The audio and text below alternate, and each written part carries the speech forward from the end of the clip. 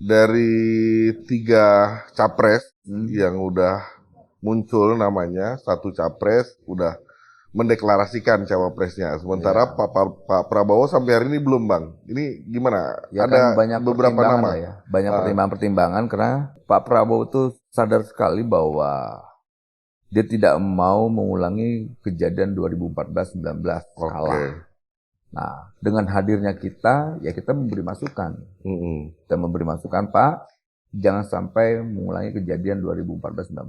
Ya. Kalah itu tidak enak. Terus ada opsi lain, misalnya Mas Gibran. Ini Mas Gibran ini diwacanakan terus. Ini Mas Gibran ini sosok yang bisa mewakili karakter anak muda atau anak milenial. Karena Pak Prabowo juga kan punya komitmen, nanti beliau menyampaikan beberapa kali bahwa dia akan membuat jembatan emas buat anak muda, kepemimpinan kaum muda. Nah, itu luar biasa. Komitmen Pak Prabowo untuk pasca dia, beliau punya komitmen bagaimana kepemimpinan kaum muda harus terwujud. Pendidikan politik rakyat itu udah cukup bagus. Tinggal nanti yang harus dididik itu elitnya. Karena kita lihat elit sekarang ini lebih menyimpang lah. Dulu kita berharap elitnya itu mendidik, sekarang elit yang sudah dididik secara politik.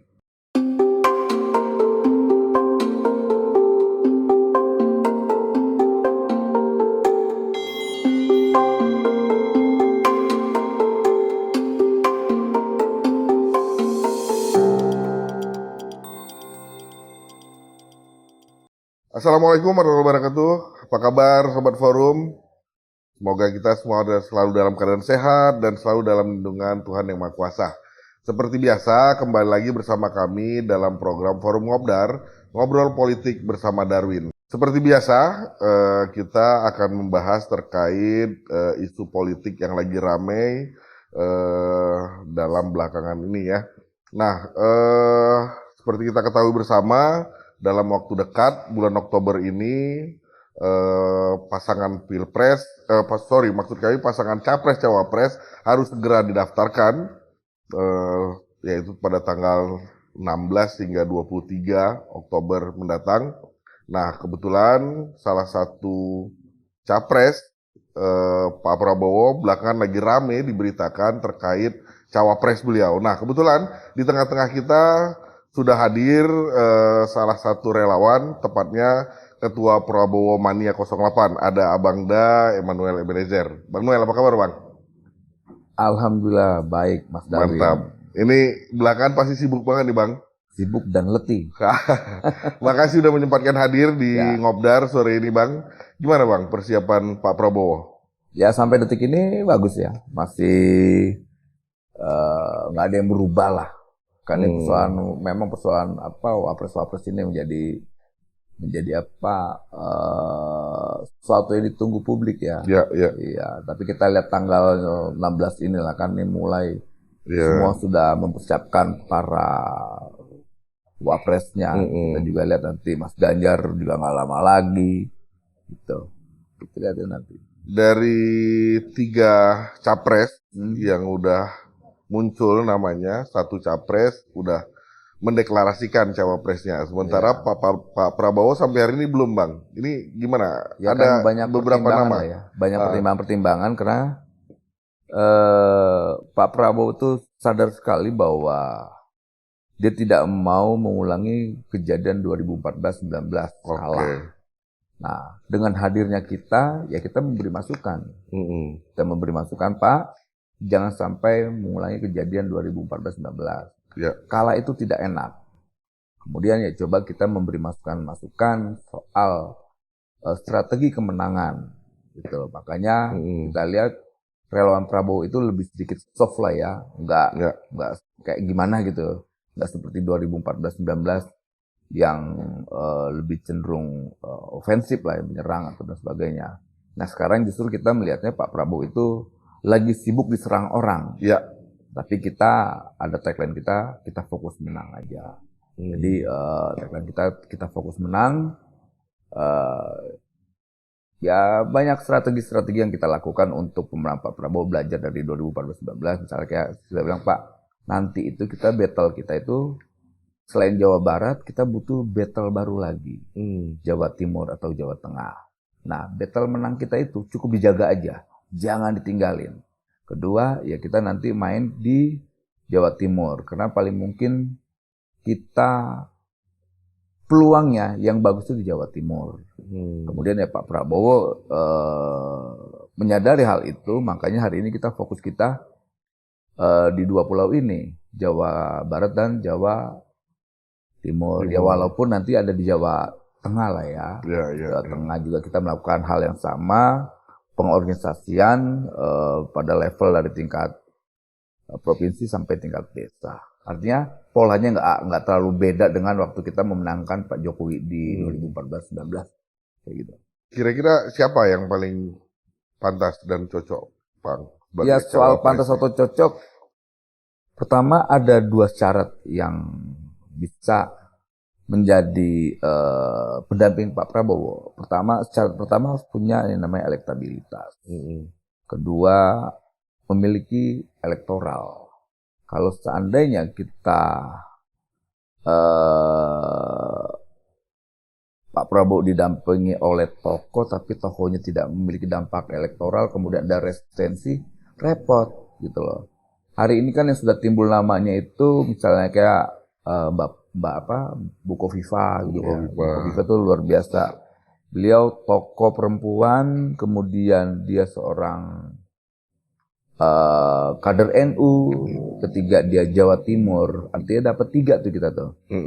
Dia Jawa Timur, kemudian suara perempuan, ketiga dia kader NU banget, ketua Muslimat NU dia kan. Nah, lantas ada opsi lain misalnya Mas Gibran. Ini Mas Gibran ini diwacanakan terus. Ini Mas Gibran ini sosok yang bisa mewakili karakter anak muda atau anak milenial. Karena Pak Prabowo juga kan punya komitmen, nanti beliau menyampaikan beberapa kali bahwa dia akan membuat jembatan emas buat anak muda, kepemimpinan kaum muda. Nah itu luar biasa. Saya nggak tahu kodenya apakah Mas Gibran atau siapa, atau anak saya atau anak Bang Darwin lantas sebagainya, kita nggak tahu. Tapi yang jelas komitmen Pak Prabowo untuk pasca dia, beliau punya komitmen bagaimana kepemimpinan kaum muda harus terwujud. Makanya banyak sekali program-program dan gagasan-gagasan Prabowo soal Indonesia unggul untuk menghadapi 2045. Dia tidak mau bangsa Indonesia ini menjadi bangsa inlander yang hanya nunduk, tapi harus menjadi bangsa unggulan. Makanya dia punya program bagaimana membangun nutrisi dengan makanan yang bergizi, gitu. Dan negara benar-benar harus ada untuk benar-benar hadir untuk memberi kontribusi besar untuk pembangunan sumber daya manusia yang unggul. Artinya dari bursa cawapres yang ada kemarin kan sempat banyak nama tuh Bang. Hari ini mengkerucut kedua nama itu saja atau ada nama lain di luar dua nama? Ya saya yakin masih banyak opsi-opsi yang lain lah. Tapi kan kita punya pertimbangan. Nama ekspektasi boleh dong. Ya. Saya sebagai relawan, ya harapannya kalau seandainya kita sadar bahwa Jawa Timur adalah menjadi bagian penting untuk mendulang suara, kan nggak mungkin kita nyari suara yang wilayah ininya kecil sekali. Ya. Nah kita lihat bahwa Jawa Timur itu signifikan. Pertama signifikan, kemudian tidak terlalu sulit Pak Prabowo untuk masuk di Jawa Timur daripada nanti misalnya sibuk di Jawa Tengah. Walaupun lumbung suara tetap ada di Jawa Tengah. Kita masih memakai polanya Pak Jokowi waktu itulah. Pak Jokowi dulu waktu 2014-19 dia hanya fokus 2 pulau aja. Jawa Tengah, Jawa Timur udah. Karena itu kan lumbung suara nasional. Makanya beliau waktu itu tidak terlalu fokus di Jawa Barat, makanya kalah telak. Nah hari ini Pak Prabowo unggul di Jawa Barat, tinggal penambahan unggulannya harus ada di Jawa Timur. Agar apa? Kemenangan itu benar-benar ada. Kalau seandainya dia tidak bisa menangkan salah satu pulau Jawa, kekalahan itu di depan mata. Jadi ya kita tidak mau kita menghadapi kekalahan lagi. Jadi kita fokus banget untuk bagaimana meraih kemenangan untuk menuju 2024 nanti. Oke. Sejauh ini udah ada bocoran Bang, kapan akan deklarasi cawapres? Soal bocorannya tidak lama lagi ya. Kemarin hasil diskusi ada beberapa sumber yang bisa kami percaya dan terkonfirmasi. Nggak lama lagi Pak Prabowo melakukan deklarasi untuk cawapresnya. Tapi kita tidak tahu siapa cawapresnya. Yang pasti pilihan itu pilihan yang terbaik dengan pertimbangan-pertimbangan politik yang strategis. Nggak mungkin beliau dapat tandem wapresnya itu yang tidak mumpuni lah, kira-kira begitu. Ya. Nah, Bang, ini kita agak keluar dikit. Belakangan ini ada pernyataan dari Ketum Hanura yang menyebutkan jangan pilih capres yang tidak beristri. Itu gimana, Bang, menyikapinya, Bang? Melihat pernyataan tersebut bagaimana, Bang? Saya itu kan tidak terlalu substansial ya. Apa kaitannya terhadap pilpres ke depan? Tidak ada. Jadi saya malas menjawabnya. Itu banyak pertanyaan itu. Wah, nggak strategis sekali. Pertama, tidak strategis pertanyaannya. Kedua, untuk menjawab pun juga tidak enak. Apa yang harus dijawab kayak begituan? Kecuali itu pertanyaan yang kira-kira bisa merusak motorik otak kita gitu loh. Yang penting kan bisa mimpin atau tidak. Pertama itu. Kedua, kepimimpinannya ada gagasannya atau tidak. Kedua, ada programnya atau tidak. Nah, saya mau menjawab misalnya kayak persoalan gagasan, program, dan sebagainya. Nah, kalau itu saya mau jawab kalau soal punya istri atau tidak. Nanti lama-lama nanya, istrinya berapa? Ada yang suaminya banyak, ada yang istri banyak. Ditanyain, kenapa orang yang nggak punya istri ditanyain, gitu loh. Kan nggak substansial sekali gitu pertanyaannya. Dan kita mau ada kritikan berbobot lah. Jadi mengedukasi rakyat itu bukan hal yang teknis kayak begitu. Gitu. Jadi saya nggak mau terlalu jauh menjawab pertanyaannya dari Partai Hanura ya, Bang Oso. Jadi kan sebenarnya ini ada upaya-upaya fitnah, menebar hoaks terhadap Pak Prabowo itu ya, Bang ya. Kita banyak lihat nih di media sosial gitu. Itu kalau dari Prabowo Mania sendiri nyikapi hoaks dan fitnah yang beredar itu seperti apa, Bang? Kita harus lebih dewasa melihat fitnahan itu ya. Kayak gini, orang-orang besar itu biasanya lahir dengan ujian seperti itu. Tinggal kita menguji Pak Prabowo.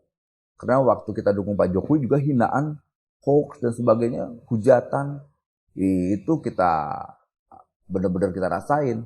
Nah, ketika kita masuk ke Prabowo, lantas Prabowo dihujat ya, udah kita ingetin Pak, udah biarin aja. Tapi tetap harus ada tindakan hukum. Gitu. Kayak kemarin Alif Rahman menyampaikan misalnya kayak ada cekik dan menampar wamen, kita laporkan. Dan ya laporan itu udah berjalan. Tinggal kita nunggu nanti, siapa tahu dia ketawa-tawa. Jadi nanti kalau ada petugas dari polisi datang ke rumahnya, ya semoga ketawaannya makin keras. Nah, pemilu kali ini akan berbeda dengan pemilu-pemilu sebelumnya karena akan dinominasi oleh suara kaum milenial dan Gen Z, Bang ya. Jadi kita juga ngelihat Pak Prabowo juga coba mengarah ke sana gitu ya. Tapi apakah nanti ini akan ada kaitan dengan cawapresnya atau strateginya itu seperti apa? Ya saya rasa gini ya, kan pemilih milenial dan Gen Z itu 52%. Dia sebagai penentu kemenangan siapapun presidennya. Artinya siapapun pemimpinnya harus paham soal keinginan alam generasi milenial dan generasi Z.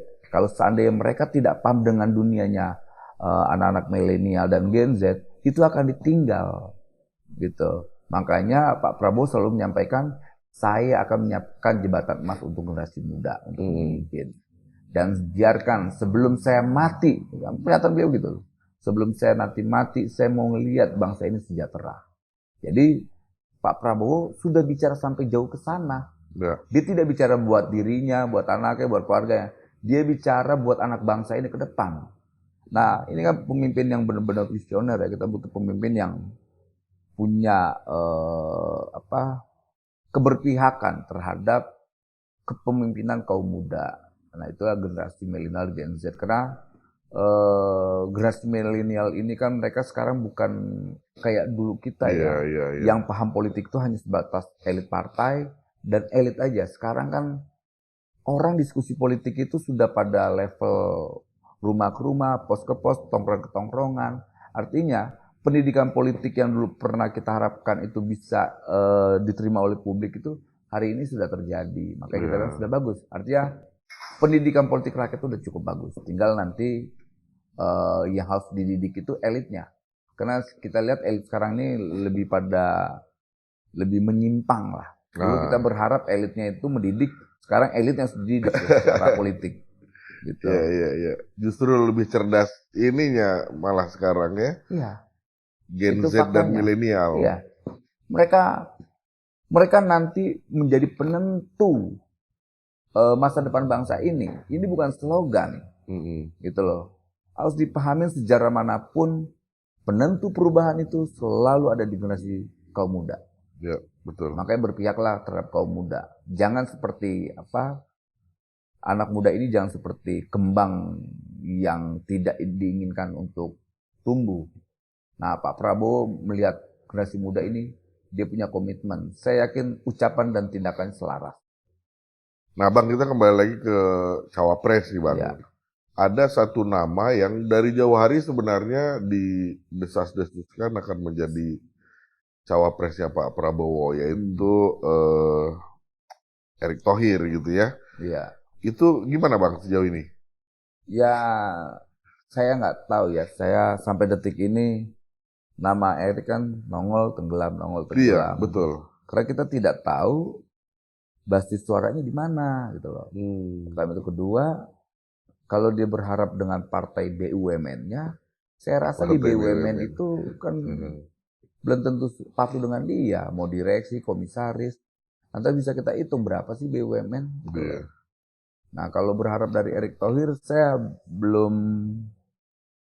rasa saya tidak memperhitungkan Erick Thohir untuk masuk di Wapres di 2024 nanti. Artinya nggak terlalu signifikan meningkatkan elektabilitas Pak Prabowo ya, Bang? Ya gini, demokrasi itu bicara suara.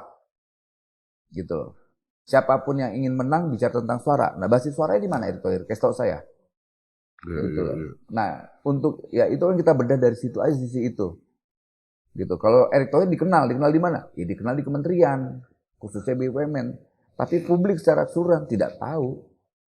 Gitu. Bisa kita lihat aja.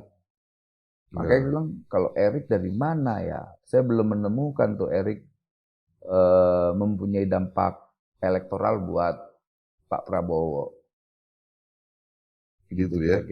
Nah, tapi ini pernyataan Abang bukan karena Abang pernah ada pengalaman gitu ya, jadi salah satu komisaris terus diberhentikan oleh dengan itu. Kalau kita objektif aja kan, kita lihat dari mana dia suaranya kan gini. Emang basis suaranya nggak jelas. Ya kita harus dipahamin gini secara objektif aja.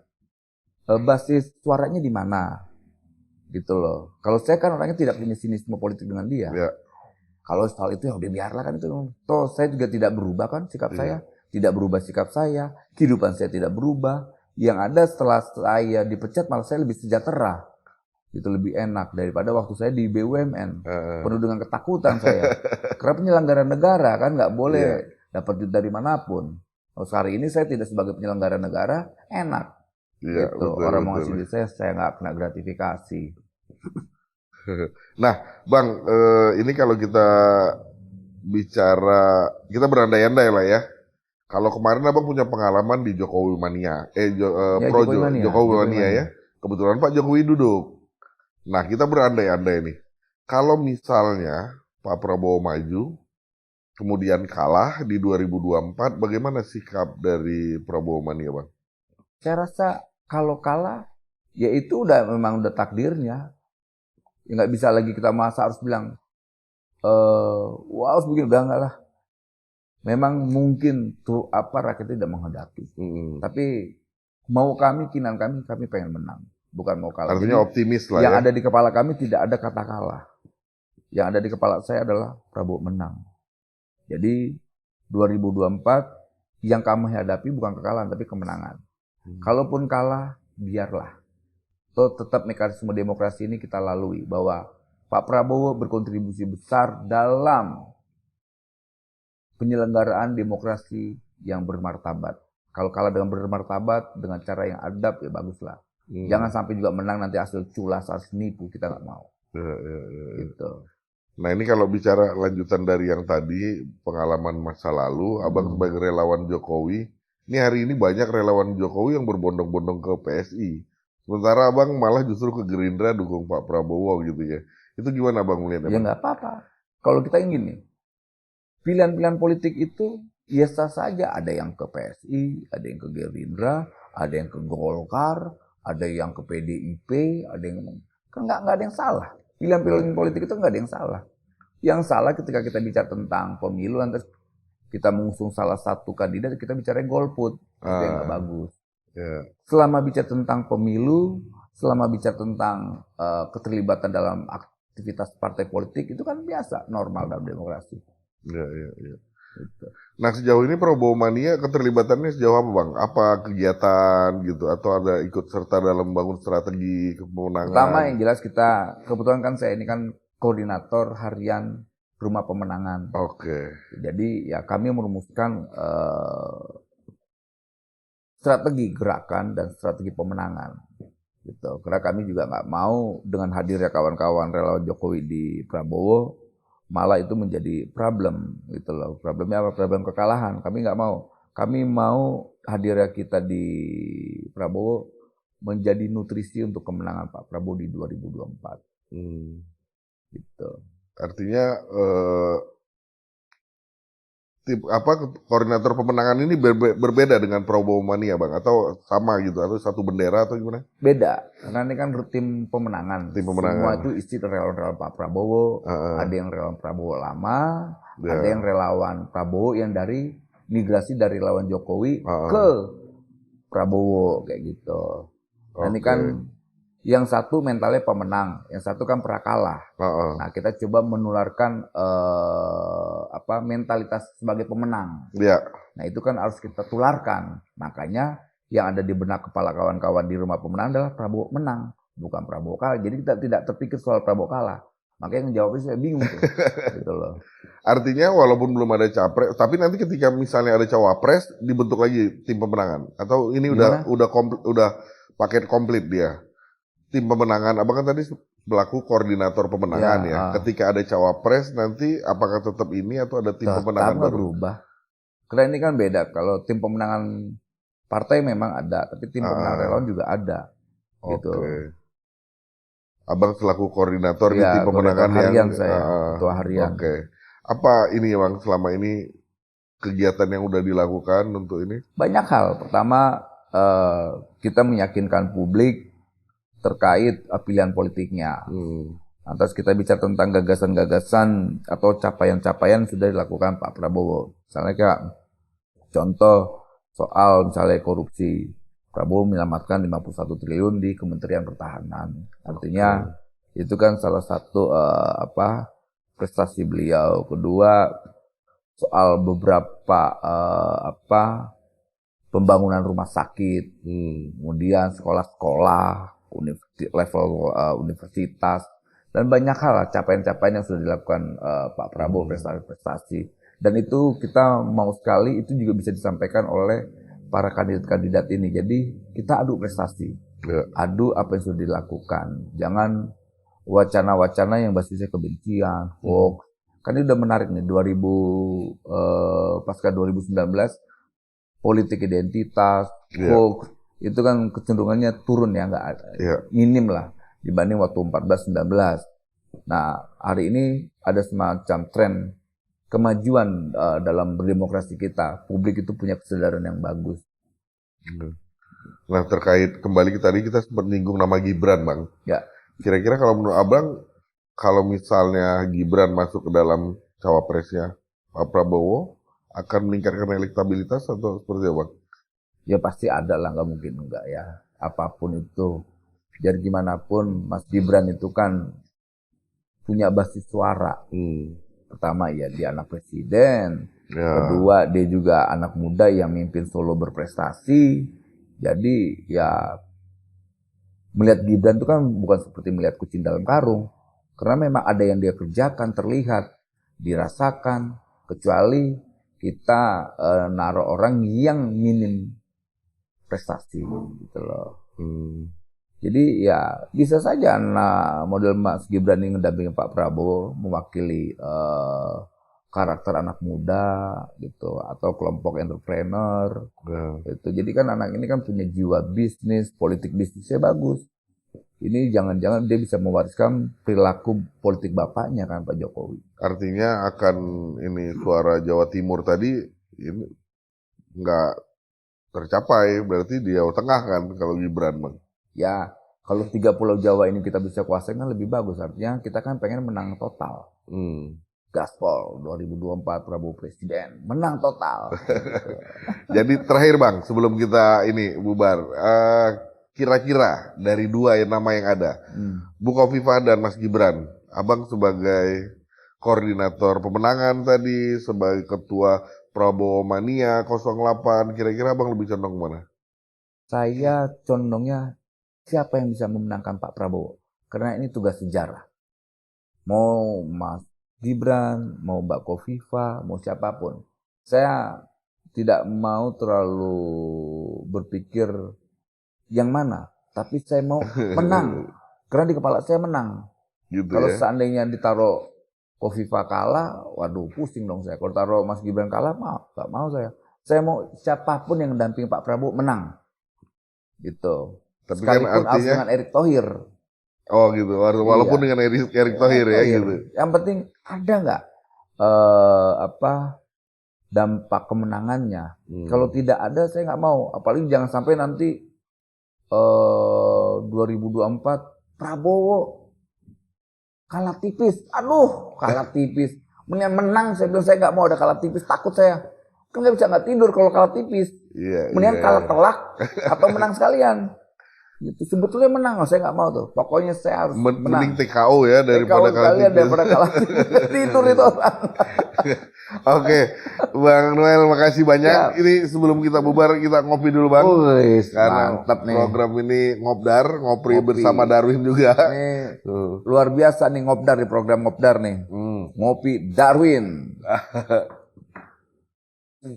Bang Noel, makasih banyak udah Siap, mau Mas Darwin. hadir, menyempatkan waktu di tengah kesibukan Abang yang cukup padat pastinya. Mau hadir di tengah-tengah kami. Mudah-mudahan Bang Noel maupun teman-teman di Prabowo Mania gitu ya. Kemudian tadi tim pemenangan juga dimudahkan segala urusan, dilancarkan. Amin.